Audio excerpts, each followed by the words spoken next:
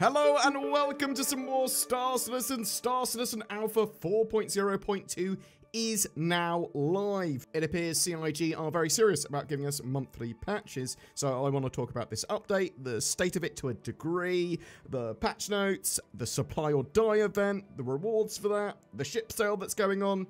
So yeah, there's a huge amount of fixes in this patch, as well as stability and performance improvements. This should be up noticeably. Transit and elevators are in a much better state from what I can tell. There's some self-healing code and stuff like that in there as well, so things like this should repair themselves if they stop working. It seems they've had a pretty good deployment as well. Typically, I won't judge a patch by the first couple of hours of people trying to get in and servers going up and down, but yeah, it appears to be that people are having a significantly better time than with 4.0.1, and next month you should have an even better experience with the next patch, 4.0.3, or whatever they call the next patch, because it could be like 4.1 or whatever. There does appear to be some, at time of recording, issues with transitioning between servers, especially moving between Stanton and Pyro. Happens sometimes, it's not ideal. CIG, I believe, are getting a hotfix out later today for that. Does appear that it's only certain shards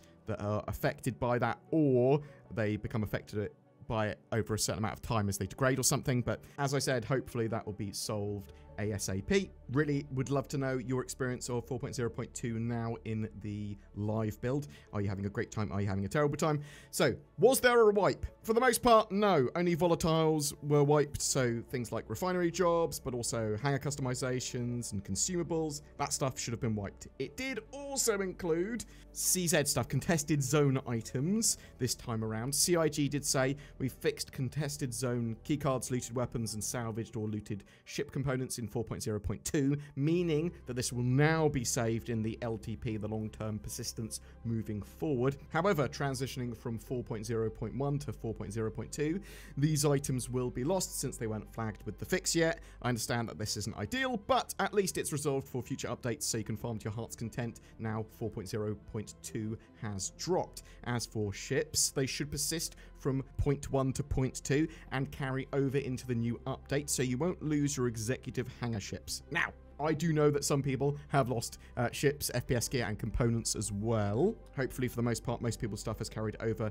I suppose the main thing is ships and some components and your Alpha UEC. I do believe that CIG are bundling loads of other fixes with this long-term persistent stuff, so a load more stuff is likely to carry over to the next major patch, be it 4.0.3 or whatever it's called. Let me know in the comments below if you've been affected by stuff getting wiped you weren't expecting. The Fight for Pyro event has been extended with this patch as well, so you can still complete that 4.0.1 event, and they've also got the new event Supply or Die. Breaking news, Frontier Fakers. The Stanton system has been left in political and emotional turmoil this week after a shocking revelation of the Slicer's true identity. The terrorist gang responsible for last year's devastating pirate attacks and the death of thousands of citizens have been newly identified as the Frontier Fighters, an extremist faction known for their militaristic values and anti-pyro rhetoric. Now, with the growing resources at the Frontier Fighters' fingertips, many are fearful of more targeted attacks and more Stanton lives being lost in the crossfire.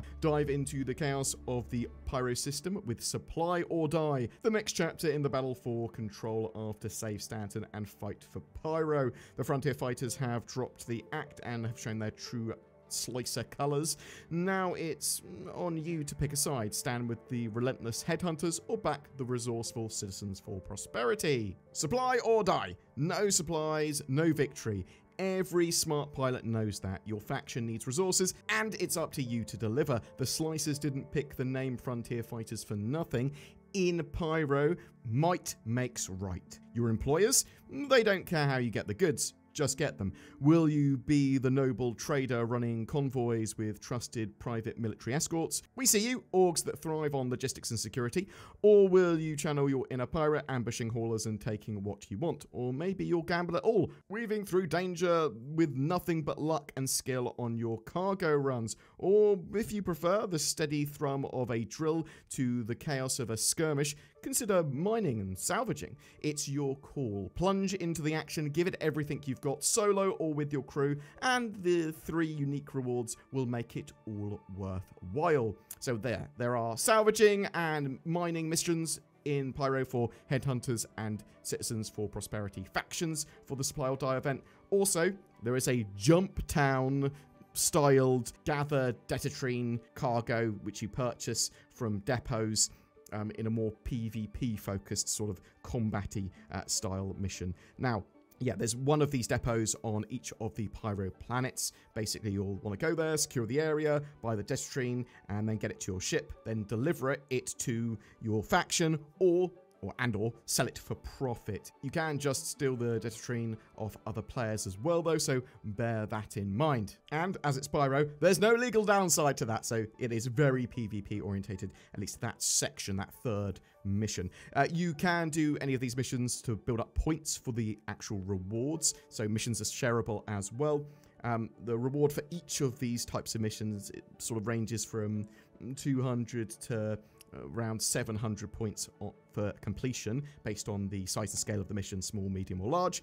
And that kind of is supposed to indicate how many players you'll want to do that with, but you can do them as you want. So there's 3 tiers of reward. Get 800 points and you'll get a decorative diorama to enhance your hangar environment.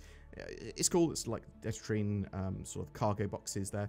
You've got the tier 2 reward, which is a Ravager 212 Outcast Twin Shotgun, 1800 points for that. And then the tier 3 reward is the Outcast Paint Pack for the Vulture, Prospector and Fortune, which basically has the scavengers paint schemes. They sort of have all these sort of paint tags and graffiti everywhere. They effectively are the owners of the depots that you're going to. But you don't have to do that mission at all if you don't want to. You can just do salvaging, you can do mining, you can just ambush people before they get the loot in. And it shouldn't take too long to get the full rewards if you want to do that. These narrative events are one and done limited events, at least for their rewards. The missions and their modules and that sort of stuff will get reused for future missions. If you want more information on the event, there is a fantastic 1-page guide I saw on Reddit that I will link down below as well. There is a minor ship sale going on, so basically a mix of salvage mining and then some combat cargo and ground assault vehicles. So you've got the A1 Spirit, the A2 and M2 Hercules, the Carrack, the Centurion, the Cutlass Black and Cutlass Steel, the Freelancer Max, the Mole, the Polaris, Prospector, Prowler, the Rock and Rock DS, the Reclaimer, the Spartan, the Ursa Medivac, the Valkyrie, the Vanguard Hoplite, and the Vulture, all on sale currently. So with this patch, there are 5 servers on Stanton, 5 servers on Pyro for each shard, and a shard population of 600 players. There are a load of optimizations and tweaks. Better visuals for planetary nighttime and brightness there.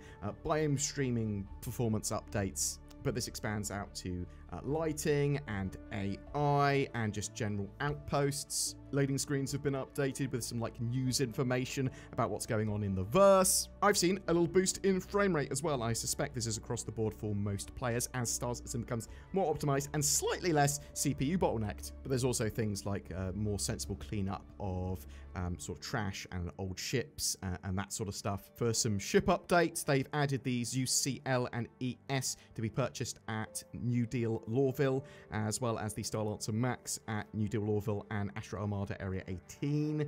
There are a load of balance changes. There's better sorting of essential markers and prioritizing ones close to the center of the screen for HUDs. They've added new ship compass with performance updates. There are improvements to camera shake and vibration effects for ships in flight. The Misk Fortune and Mirai Guardian, as well as the Starfarer, have seen various polish and LOD updates. They've greatly increased distortion fall-off times for size 4 power plants on the Polaris Reclaimer and 890 Jump. The dedicated tractor beam tool should feel a bit more weighty with heavier items. They've also added new distance values to the spawning of salvage ships around rest stops to avoid cleanup. Various improvements were made to Arena Commander as well, to matchmaking. Some critical issues were cleaned up as well. Pilots will now be awarded the kill for AI-controlled weapons. They did remove the Polaris from Squadron battle. Now, from all I can tell, 4.0.2 on the live build is significantly better than 4.0.1 and 4.0, but that is only from my limited play of the live build. There are some known issues that Cloud Imperium are still trying to solve.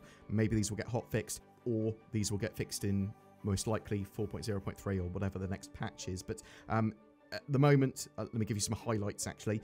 If any Detrine is destroyed, so that's sort of event cargo, you probably want to remove it from your cargo hold if it's destroyed, because otherwise it will explode again when you go into quantum travel.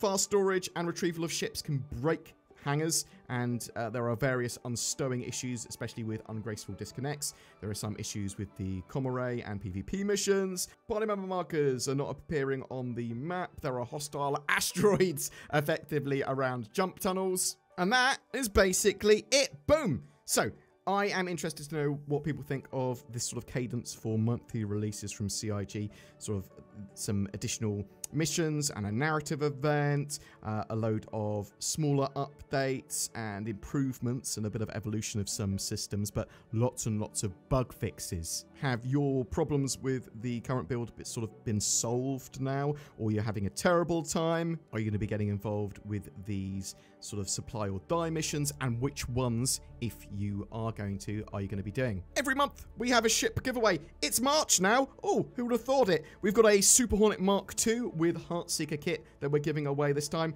and it's going to be also coming with a game package and lifetime insurance. It was kindly given to us by CIG. Just comment out any of my videos made during the month of March to be in for a chance of winning that. Also, if you click some stuff down below, that will help the channel out, whether it's the join button or something like Patreon, stuff like that. We also have NordVPN. Oh, what a good VPN to be advertising during March, or any month for that matter.